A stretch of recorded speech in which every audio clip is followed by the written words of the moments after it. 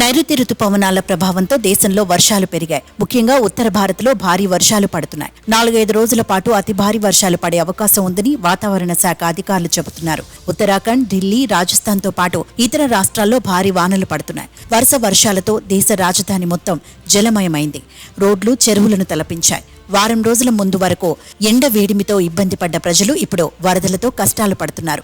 ఢిల్లీలో వర్షం కారణంగా ఇప్పటికే 11 మంది చనిపోయారు. ఢిల్లీ నగరానికి ఐఎండీ ఆరెంజ్ అలర్ట్ హెచ్చరికలు జారీ చేసింది. హిమాచల్ ప్రదేశ్లో కూడా ఆరెంజ్ అలర్ట్ను జారీ చేశారు. అస్సాంలో వరద పరిస్థితులు మరింత దారుణంగా ఉన్నాయి. పలు చోట్ల కొండ చర్యలు విరిగిపడుతున్నాయి. 7 రాష్ట్రాల్లో దాదాపు 1.33 లక్షల మంది వరదలతో సతమతమవుతున్నట్లు అధికారులు ప్రకటించారు. అస్సాంలో 2 రోజులుగా ఎడతెరిపి లేకుండా వర్షాలు పడుతున్నాయి. దాంతో వాగులు, వంకలు పొంగి ప్రవహిస్తున్నాయి. లోతట్టు ప్రాంతాలను వరదలు ముంచెత్తాయి. కొన్ని చోట్ల ఇళ్లు నీట మునిగాయి. పంట పొలాలు వరద నీటిలో మునిగి రైతులు తీవ్రంగా నష్టపోతున్నారు.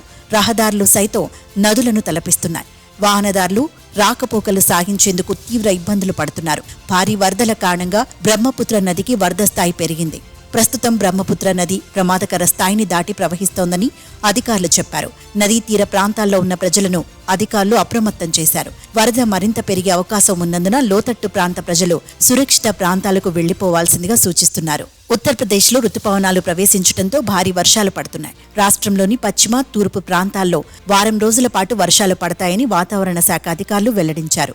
తొలి 3 రోజులు పశ్చిమ యూపీలోని చాలా ప్రాంతాలు, బుధ, గురువారాల్లో కొన్ని ప్రాంతాల్లో వర్షాలు పడతాయని చెప్పారు.